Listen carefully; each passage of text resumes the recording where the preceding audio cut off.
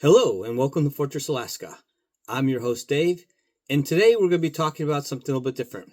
We're going to talk about maintenance of your carry gun.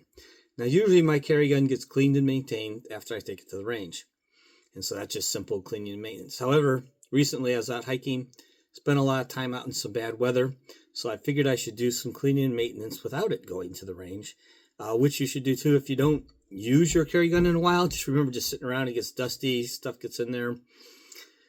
It should be cleaned and lubricated periodically, even if you haven't shot it. And just do some maintenance and check it over. So that's what we're going to go over today, and give you some tips and tricks, tell you what I do, and help you take care of your carry gun. Okay, well, the first thing you can see is I have removed the magazine, and I have cleared the chamber. Now, what I should point out is the round that was in there now goes into a bin that I use for practice ammo. Every time I cycle around through the chamber, if it doesn't get fired off for just practicing with my gun, then it gets set aside to be used at my next range trip. I don't reload the round again. It may be perfectly fine, it may not, I don't know.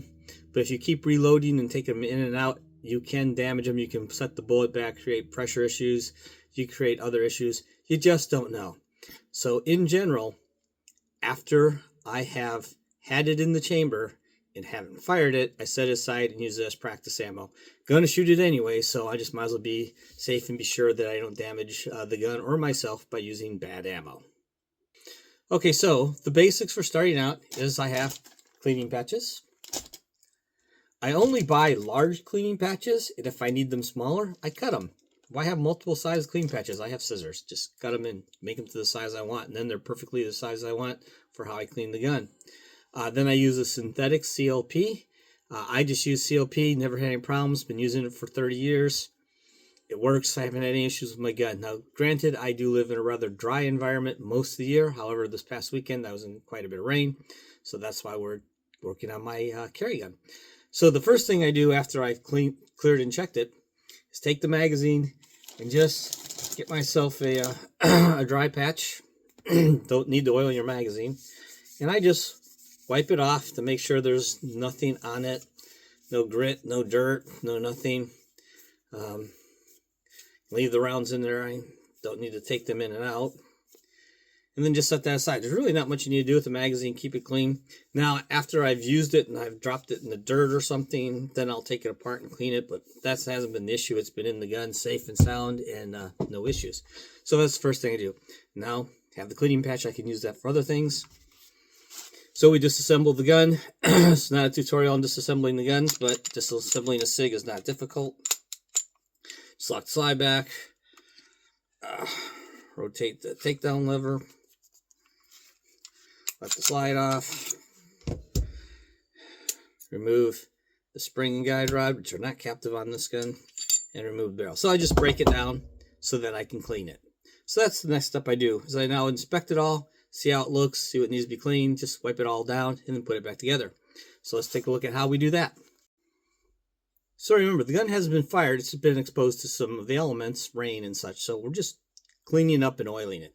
So I just take an oily patch, run it through the bore. Well, now I've just oiled the bore, so it's fine, good to go for a while. Remove the patch, and I can use it to just lubricate, oil, protect, clean, lubricate, and protect my barrel. Getting it all over so that it's fine, so I can protect it from corrosion and other issues, and know it's well lubricated. Got the guide rod. Guide rod on this gun is steel, so I wipe it down, get oil on it. Also have the spring. One of the things I do with the spring is I just work the patch in between the coils and twist it around like a corkscrew, and just basically holding the patch on it and twisting it through, oiling the whole spring, getting a bunch of oil on it. It's not very complicated, doesn't take long. Got that clean and lubricated. Now take a look at the slide. Once again, still have my oily patch. Just rub it around and everything, get some oil in there. Get into all the nooks and crannies. Now notice I'm not putting a lot of oil on it, just using an oily patch and smearing it around. Trust me, if you can see when I rub over it, I'm getting plenty of oil on there. I'm just putting a little bit on there to, if there was any moisture, I'm getting rid of the moisture and I'm replacing it with oil. And I'm also getting any dust or grit that got in there while I was out in the bad weather. So do all the inside. Now what I will do is put a little oil inside the slide rails. Spread that out. That's where your major wear surface is, so I'll get that on both sides. Just a little oil in the guide rails. Rub that around. Rub some of that oil more around. And just doing the inside. Now, another thing to have, Q-tips. I don't care if people say Q-tips work. I know people fuss about cleaning with Q-tips. Say you get fuzz in your gun. Well, a little bit of fuzz I might get from a Q-tip isn't going to affect the gun operation. A bunch of pocket fuzz in a pocket carry gun might be an issue, but not this little bit. So I'm just wiping down those areas I can't reach with a patch for whatever reason. Making sure it's well lubricated on the inside. Now, I don't live in a dusty environment, so I can leave my gun pretty well oiled. If you live in a really dusty environment, I wouldn't recommend doing that. Last thing we have here is the frame. I get a new patch out. Put a little bit of oil on the patch, COP I should say, and go ahead and wipe out the insides. Once again, the frame itself is aluminum alloy. That's not going to rust, but I still want it lubricated. So I'll lubricate, wipe it down, make sure I get all the bits and parts. Get anything that is steel, make sure it's wiped down. Okay, once again, got the rails. Let's go ahead and lubricate a little bit in the rail. That's where your wear is going to happen, so let's get that good and lubricated. A little bit in there. Just a drop or so, and then I rub it back and forth in. So, then once again, we have the Q-tip. Put a little on the Q-tip. And reach those places I can't really reach with my fingers. Should be clean. Like I said, I haven't used it since the last time I cleaned it, but I did go out in bad weather. Actually, it's a good thing I had it. Ran into a bear. Didn't need to do anything about the bear. But I ran into the bear and a dead moose. And I got out of there before it was an issue, which is the smart thing to do. But I was happy I had a gun. It's not my normal wilderness gun, but it was the one I had that day. So then it's all done. So then we just put it back together. Okay, so I have the gun back together. And once it's back together, let's function check it. Hammer's back, pull the trigger, hammer fires. Hammer back, use the decocking lever, decocks. There's no safety on this gun, so there's no safety check. So let's check, cycle it, cocks the hammer back, pull the trigger. Keep the trigger back, hammer stays back like it should. Release the trigger, fires.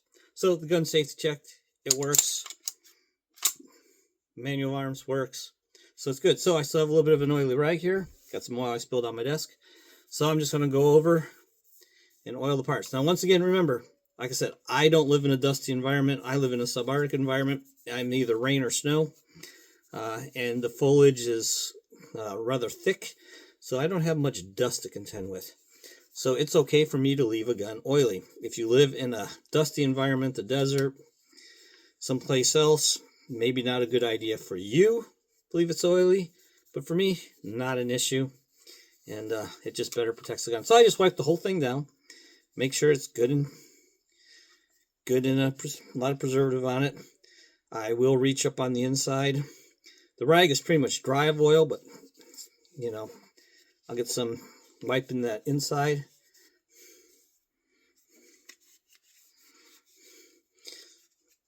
Wipe the screw heads. I don't want anything rusting. Like I said, I can.